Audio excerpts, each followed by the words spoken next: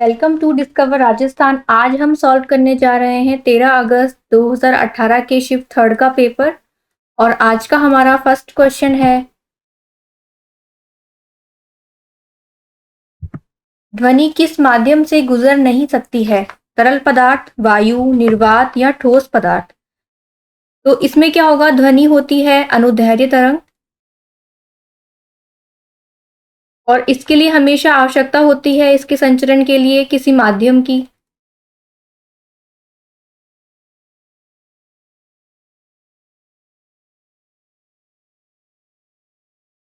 तो इसका correct answer होगा, यह निर्वात में गमन नहीं कर सकती, ऑप्शन नंबर सी।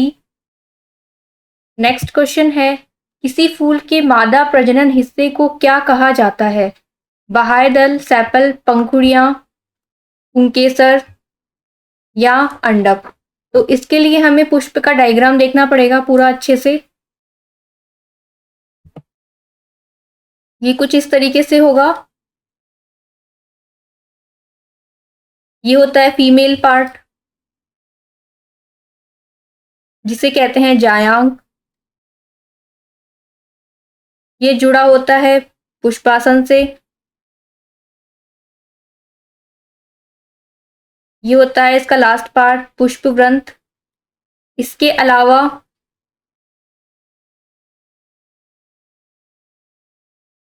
ये होते हैं मेल पार्ट, जिसे कहते हैं पुंगम।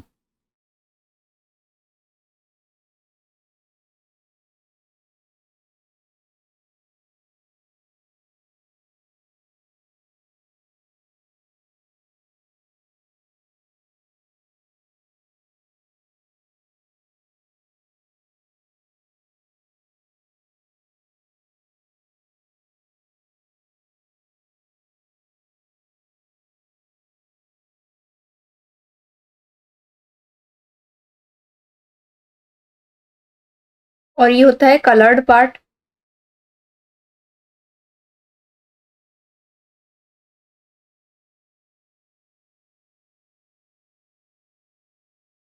अब हम इसे देखें तो ये जुड़ा होता है सबसे लास्ट पुष्पवृंत से। पुष्पवृंत, फिर इसके ऊपर स्थित होता है पुष्पासन। ये जो ग्रीन लीव्स हैं, ये होता है बाह्य दल।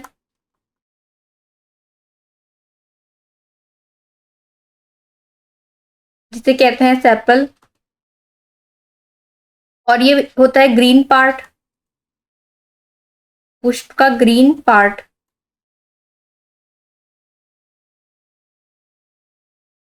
इसके अलावा ये जो कलर्ड पार्ट है, ये होती है पंखुड़ियां,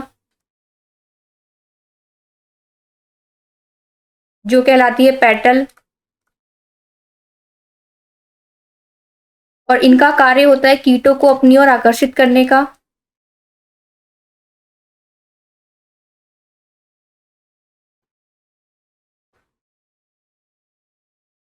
अब जो ये इसका मेन पार्ट है बीच में, ये है जायांग और ये है पुमंग। अब अगर इसे हम थोड़ा डिटेल में देखें तो ये दो पार्ट हो गए हैं। एक तो हो गया फीमेल पार्ट,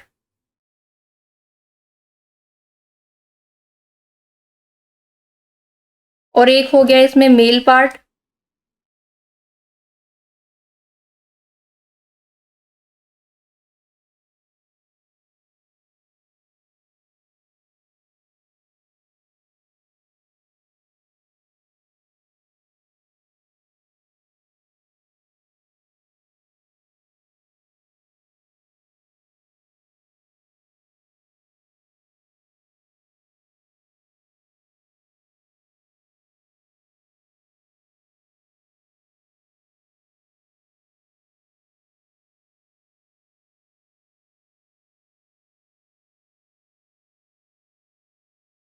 अब ये क्या क्या हो गया, ये था हमारा फीमेल पार्ट, यानी कि मादा प्रजनन हिस्सा, और इसे कहते हैं जायांग। इसके अंदर जो ये बाहरी आवरण है, ये होती है ओवेरी। यानी कि अंडाशय, और इसके अंदर स्थित है बीजांड, और फिर बीजांड के अंदर भी स्थित है भ्रूण कोश।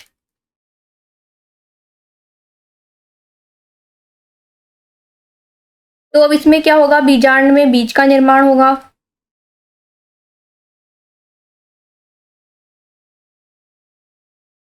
इसके अलावा भ्रूण कोश में होगा फल का निर्माण। तो इसका करेक्ट आंसर क्या आ गया, ऑप्शन नंबर 4 अंडक या अंडाशय। इसके अलावा अगर हम मेल पार्ट्स की बात करें तो इसके 3 पार्ट होते हैं टोटल। फर्स्ट होता है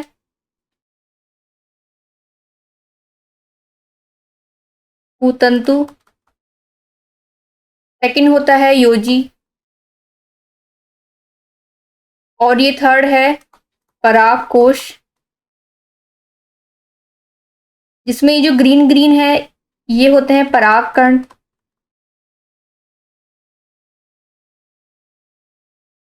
और इन्हें हम क्या कहते हैं, पुंकेसर।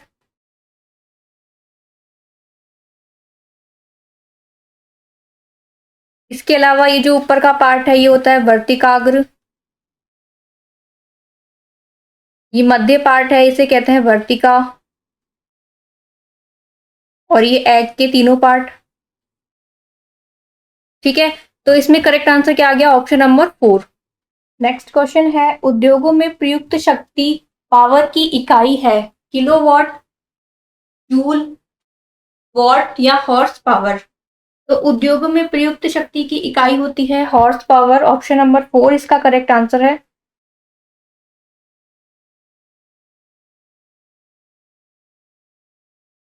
1 हॉर्स पावर। इसके अलावा ऊर्जा की इकाई होती है जूल, वॉट शक्ति होती है हमारे पास P बराबर W/T, वॉट या जूल पर सेकंड।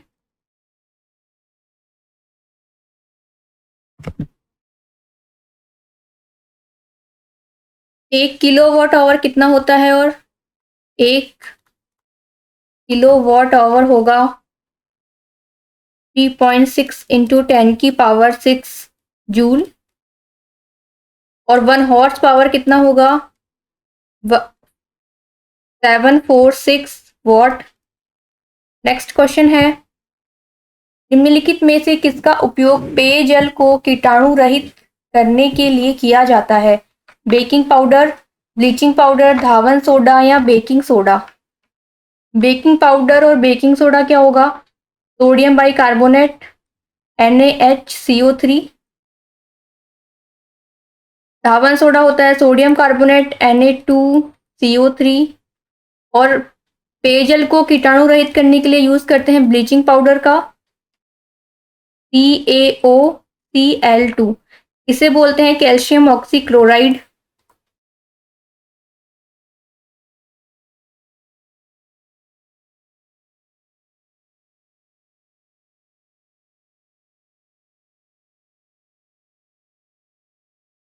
नेक्स्ट क्वेश्चन है, निम्नलिखित में से कौन सा कार्बन का यौगिक नहीं है, संगमरमर, चौक, डोलोमाइट या हीरा। इसमें पूछा है नहीं है, इसमें पूछा है कौन सा है। तो इसका करेक्ट आंसर क्या आएगा, ऑप्शन नंबर 4। इसके अलावा जो संगमरमर है और जो चौक है ये किससे बनता है, कैल्शियम कार्बोनेट से, CaCO3 से। डोलोमाइट ये होता है मैग्नीशियम कार्बोनेट और कैल्शियम कार्बोनेट से बना हुआ। इसके अलावा कार्बन का यौगिक है हीरा, हीरे की संरचना होती है चतुष्फलकीय।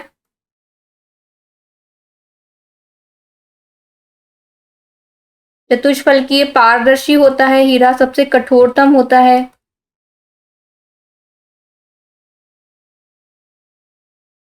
इसके अलावा इसकी संरचना होती है दृढ़ त्रिविमीय।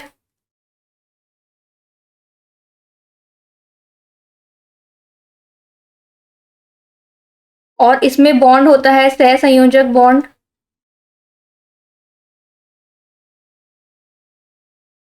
इसके अलावा हीरे में बंध कोण कितना होगा?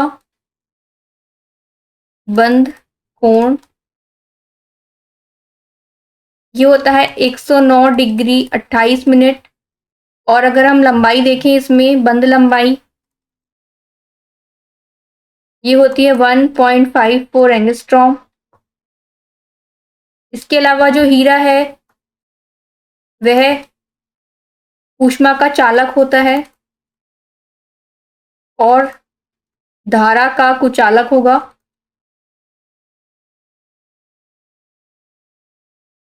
हीरे का यूज करते हैं फोनोग्राम की सुई बनाने में, आभूषण बनाने में। इसके अलावा कांच काटने के लिए जो उपकरण बनाए जाते हैं। नेक्स्ट क्वेश्चन है,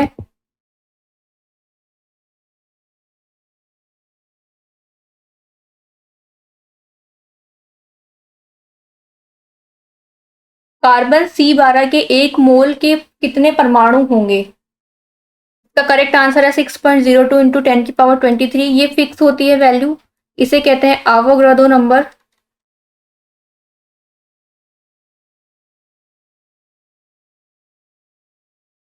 जिसे डिनोट करते हैं Na से।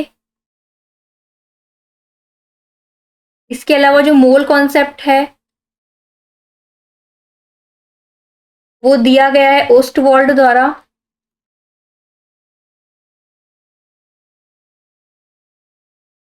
और 1 मोल जो परमाणु है, 1 मोल, एक सेकेंड,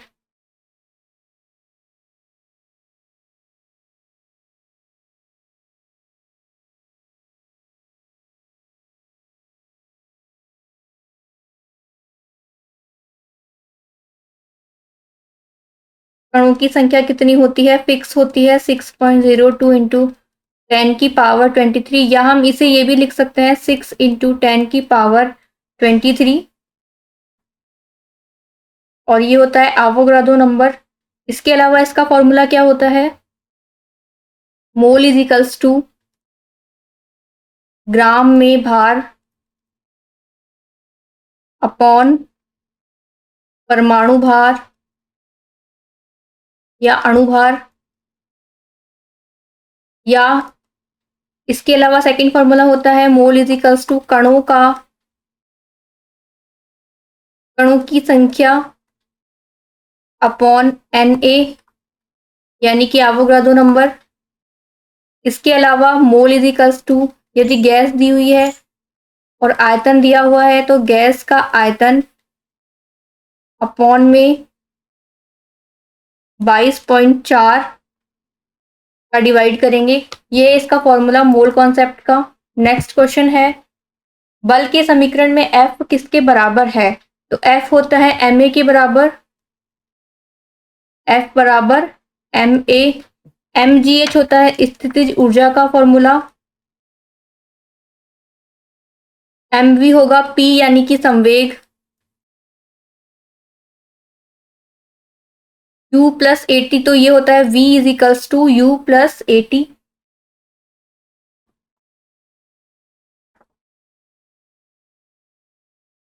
इसके अलावा जो F है बल, वो होता है संवेग में परिवर्तन की दर।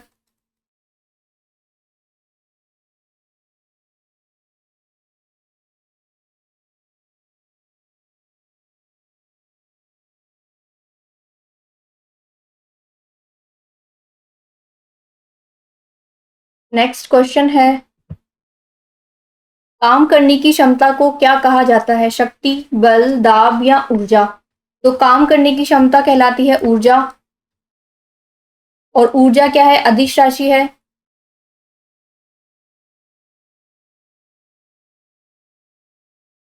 इसके अलावा 1 कैलोरी किसके बराबर है? 4.2 जूल के। और 1 जूल बराबर होता है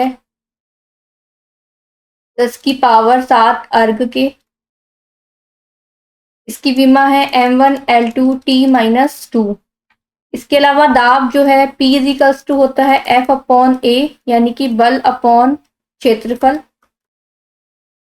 और इसका मात्रक होगा न्यूटन पर मीटर स्क्वायर या पास्कल इसे कहते हैं।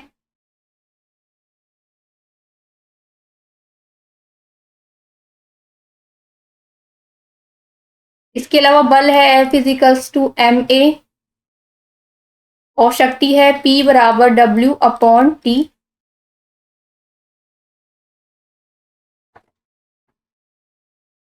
नेक्स्ट क्वेश्चन है, स्पष्ट गूंज सुनने के लिए मूल ध्वनि और प्रतिध्वनि के बीच का समय अंतराल कम से कम कितना होना चाहिए? 0.2 सेकेंड, 0.1 सेकेंड, 1 सेकेंड या 2 सेकेंड? तो इसका करेक्ट आंसर होगा 0.1 सेकेंड। और अगर दूरी पूछी जाए कि वायु में गूंज व अवरोधक के बीच की दूरी, तो वो होनी चाहिए 17 मीटर। नेक्स्ट क्वेश्चन है, निम्नलिखित नियम किसने प्रदान किया था? तत्वों का गुणधर्म उनके परमाणु द्रव्यमानों का आवधिक गुणधर्म होता है। इसमें बोला है आवधिक गुणधर्म, तो इसका करेक्ट आंसर है मेंडलीव, ऑप्शन नंबर बी।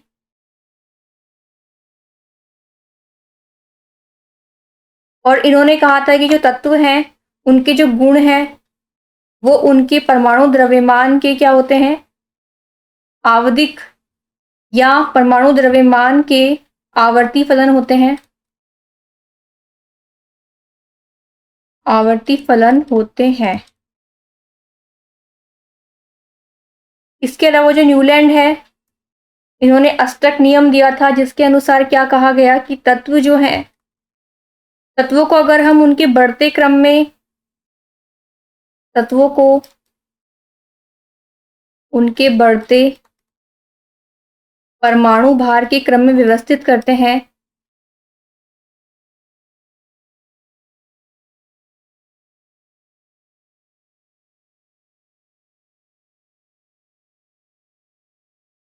तो क्या होगा? जो 8th नंबर का तत्व है, 8वें के गुण किसके समान होंगे? फर्स्ट के समान होंगे। जैसे कि एग्जाम्पल, लिथियम,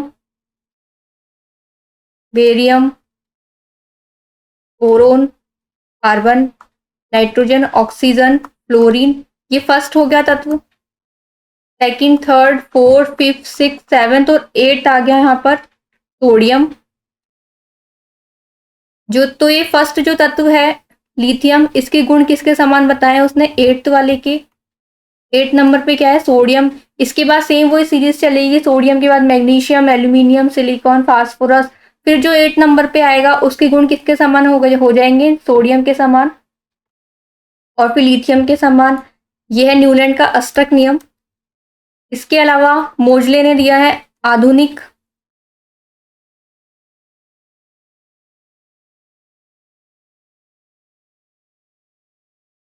फिर है डोब्रेन का त्रिक नियम। इन्होंने क्या किया है? इन्होंने 3-3 एलिमेंट्स ऐसे बनाए हैं जिसमें जो फर्स्ट और जो सेकंड का परमाणु भार है और उनका जो औसत है वो किसके बराबर होगा? थर्ड के परमाणु भार के। नेक्स्ट क्वेश्चन है, कवक की कोशिका भित्ति किससे बनी होती है? काइटिन, सेल्यूलोज, लिग्निन या हेमिसेल्यूलोज? तो कवक की कोशिका भित्ति बनी होती है काइटिन से।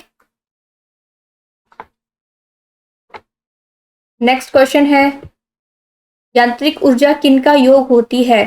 तो मैंने बताया यांत्रिक ऊर्जा होती है गतिज ऊर्जा और स्थितिज ऊर्जा का योग, यानी कि half mv² plus mgh। Next question है, 1 × 10⁻⁵ मोल प्रति लीटर की हाइड्रोजन आयन की सघनता वाले एक विलयन का पीएच स्तर कितना होगा? इसमें निकालनी है पीएच स्तर, निकालना है इसमें। तो H प्लस आयन की सांद्रता की वैल्यू दी है 1 × 10⁻⁵। इसके अलावा पीएच स्केल की खोज की है सोरेनसन ने। और इसमें 0 से 14 तक ये स्केल है, इसकी रेंज है, जिसमें 7 से 0 की तरफ जाते हैं तो अम्लीय माध्यम बढ़ता है, और 7 से 14 की तरफ जाएंगे तो क्षारीय माध्यम बढ़ेगा, और अगर 7 है तो ये होगा उदासीन।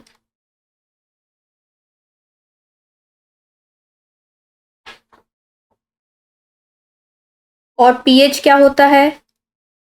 ये होता है potential of H plus ion.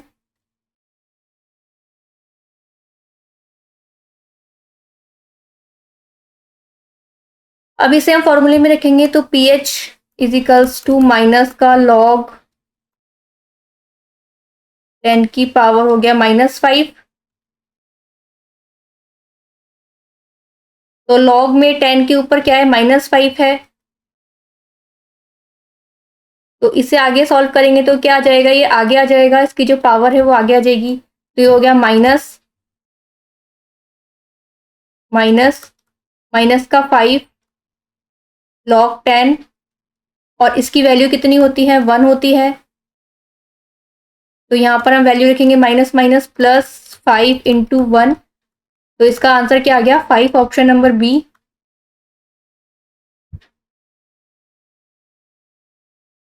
Next question है, यदि डॉबरिन के त्रिक का पहला और तीसरा सदस्य फास्फोरस और एंटीमनी है तो इस त्रिक का दूसरा सदस्य कौन सा होगा? फर्स्ट है फास्फोरस और तीसरा है एंटीमनी, तो इस ये होगा ऑर्सेनिक AS। इसके अलावा अन्य एलिमेंट्स कौन कौन से हैं इसमें, तो ये है लिथियम, सोडियम और पोटेशियम। इसके अलावा कैल्शियम, स्ट्रांसियम और बेरियम, और है क्लोरीन, ब्रोमीन और आयोडीन। ये इसके तरीके एलिमेंट हैं, इनमें से कोई भी पूछा जा सकता है।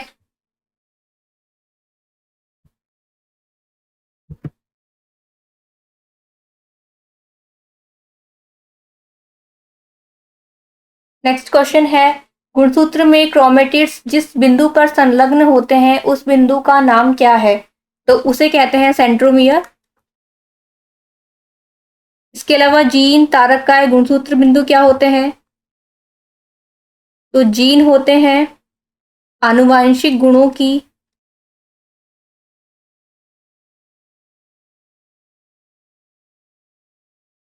संरचनात्मक और क्रियात्मक इकाई।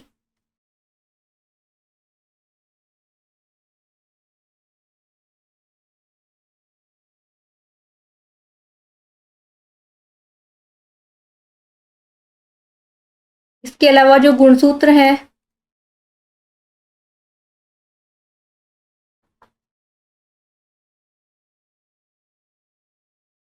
गुणसूत्र की खोज की थी स्ट्रासबर्गर ने। इसके अलावा ये शब्द दिया था वॉल्डेयर ने।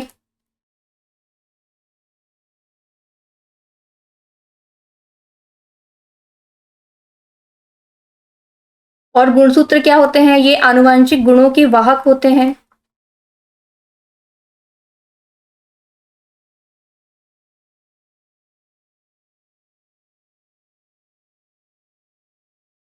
इसके अलावा अगर पूछा जाए कि गुणसूत्रीय सिद्धांत किसने दिया था,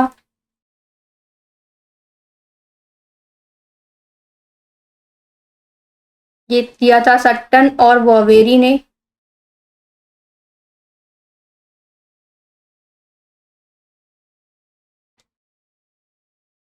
इसके बाद हम देखते हैं गुणसूत्र की संरचना।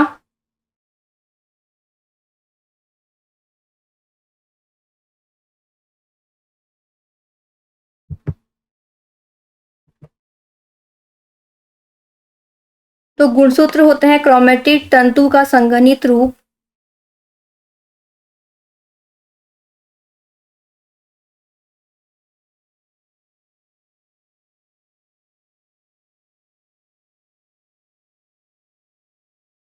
क्रोमेटिड तंतु का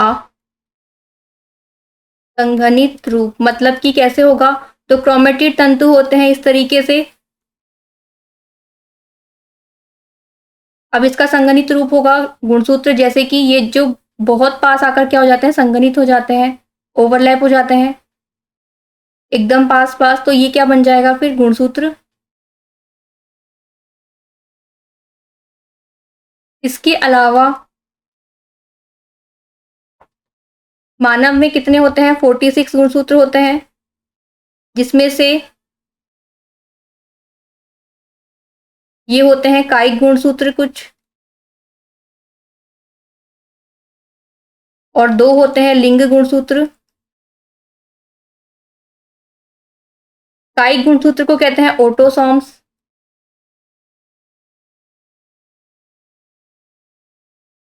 और लिंग गुणसूत्र होते हैं एलोसोम, या इसे हेट्रोसोम भी कहते हैं। इसके अलावा ये होते हैं 2n के रूप में, द्विगुणित के रूप में। इसका मतलब हमारे अंदर कितने हो गए, 23 जोड़े गुणसूत्र। और इसके अलावा अगर हम देखें कि सेंट्रोमियर की संरचना कैसी होगी गुणसूत्र में, तो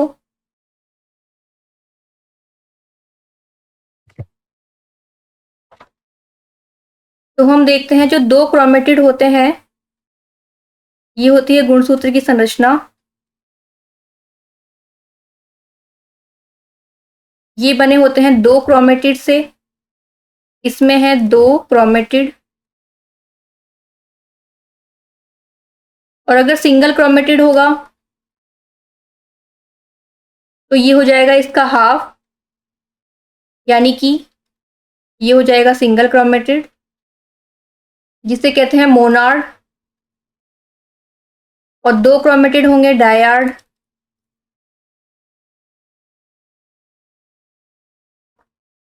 इसके अलावा जो गुणसूत्र की संरचना है उसका अध्ययन हम करते हैं मेटाफेज अवस्था में।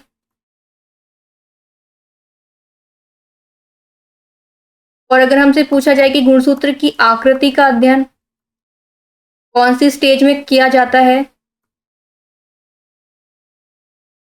तो वो होता है एनाफेज स्टेज में।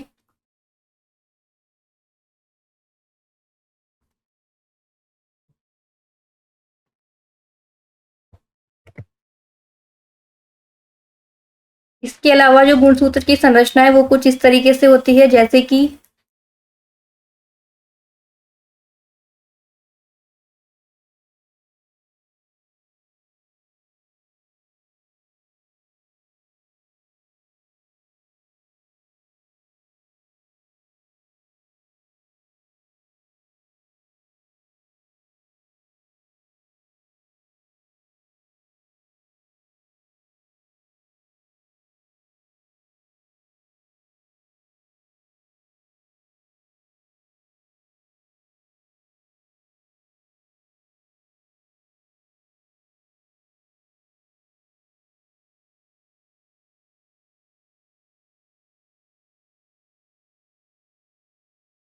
ये होती है गुणसूत्र की आंतरिक संरचना, जिसमें जो ये वाला भाग है ये होता है सेंट्रोमियर।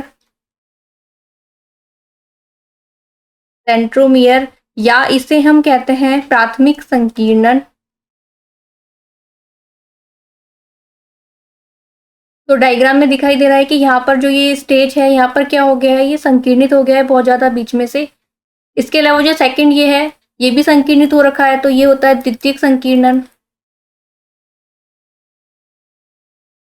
और ये थोड़ा गुणसूत्र के साइड में से होगा, ऊपर की साइड।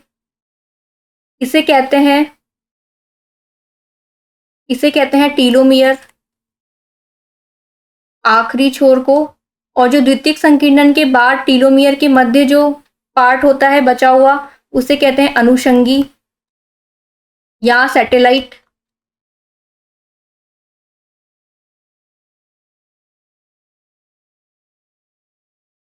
ये होते हैं क्रोमेटिड, और इन पर क्या उपस्थित होते हैं, जीन उपस्थित होते हैं।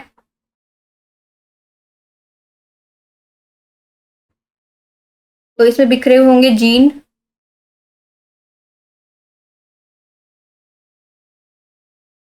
इसके अलावा अगर इसमें डीएनए और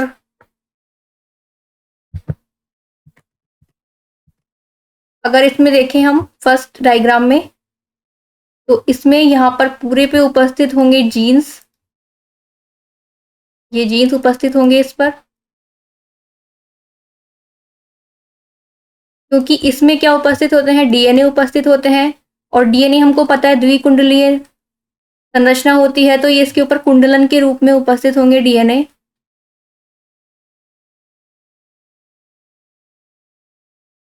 तो इसमें क्या उपस्थित होंगे, डीएनए और जीन्स। ठीक है, तो ये पूरा जो गुणसूत्र है वो आपको समझ में आ चुका होगा। नेक्स्ट इसके बाद हम देखते हैं तारक काय। तारक काय होता है झिल्ली रहित अंग, ये होगा झिल्ली रहित अंग। इसके अलावा तारक काय की खोज की थी बेंडेने ने,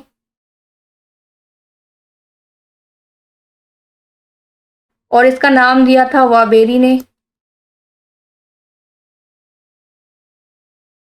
इसके अलावा तारक काय उपस्थित होता है केवल जंतु कोशिकाओं में।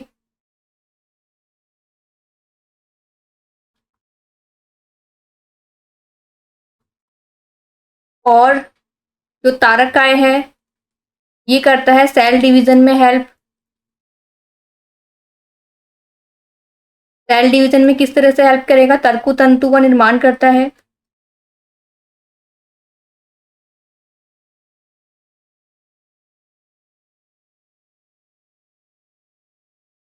नेक्स्ट क्वेश्चन है,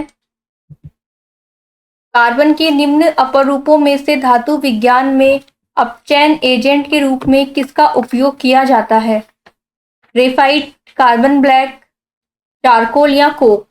इसमें पूछा है धातु विज्ञान में अपचयन एजेंट के रूप में यूज करते हैं कोक का, ऑप्शन नंबर 4 इसका करेक्ट आंसर है। और कोक कैसे बनती है, जो कोयला होता है उसको जब वायु की अनुपस्थिति में गर्म किया जाएगा तो उससे क्या प्राप्त होता है, हमें कोक प्राप्त होता है।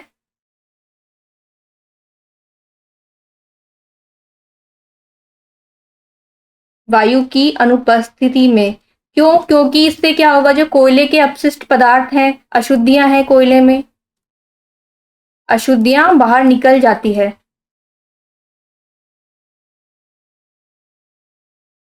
इसके अलावा नेक्स्ट हम देखें चारकोल, तो चारकोल प्राप्त होता है लकड़ी से,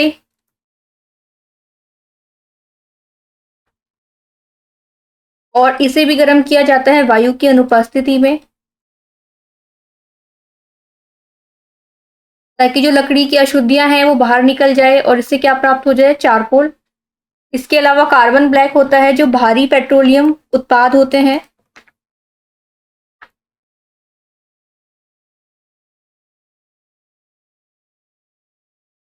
भारी पेट्रोलियम उत्पाद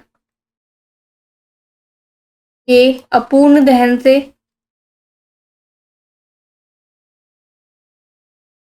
और इसका यूज करते हैं जैसे कि टायर रबड़ हो गए। इसके अलावा स्याही, पेंट, इनमें इसका यूज किया जाता है। इसके अलावा जो ग्रेफाइट है कार्बन के अपर रूपों में से एक है ये, और इसका जो संगठन है वो होता है ये मुलायम, सॉफ्ट होता है। इसके अलावा ये चिकना होता है और परतदार इसकी संरचना है। इसमें संकरण होता है sp2,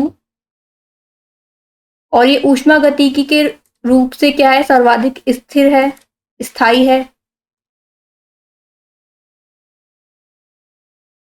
ऊष्मागतिकी रूप से सर्वाधिक स्थायी।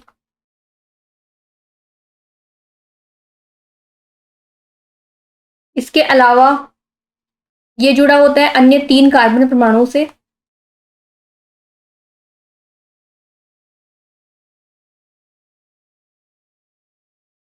और इसमें जो मुक्त इलेक्ट्रॉन होते हैं वो उपस्थित होते हैं।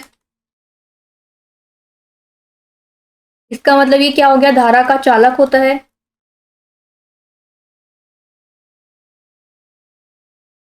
और इसका यूज किया जाता है लेड पेंसिल बनाने में।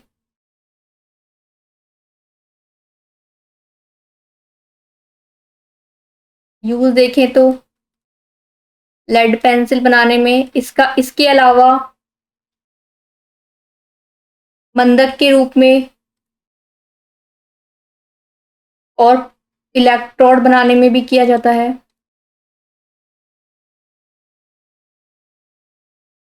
नेक्स्ट क्वेश्चन है,